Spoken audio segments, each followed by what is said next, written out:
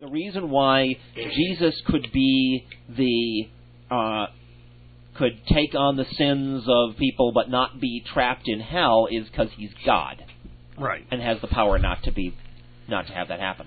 But of course that means there was no sacrifice. I mean, if Jesus was trapped in hell forever, that would be a sacrifice. Yeah, I think that's a much more interesting. Yeah, I mean, insight. There's a quote where it's not like I'm saying that Jesus didn't suffer a little bit and die, but it's not like when Elvis died for our sins. Elvis stayed dead.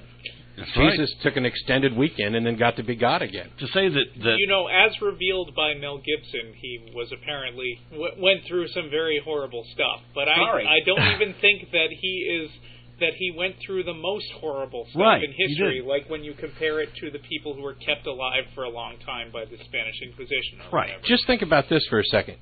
We've all seen The Passion of the Christ. I've got it over there. First of all... no spoilers. Go ahead. I've read historians... It wasn't as good as the book.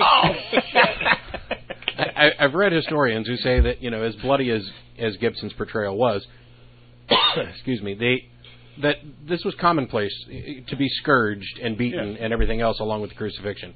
But my point is, if I wasn't God, and a God came to me, we'll discuss whether or not I am at another time.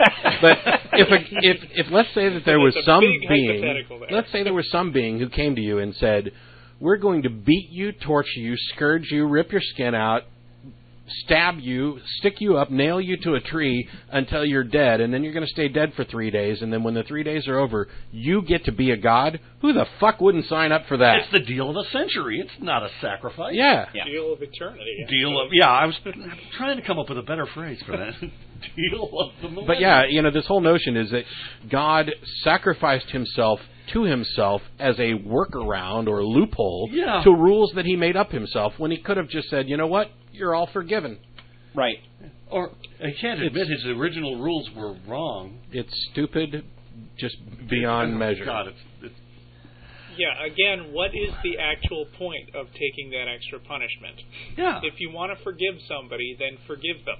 Especially if you're the guy who makes up the rules about whether they can be forgiven or not.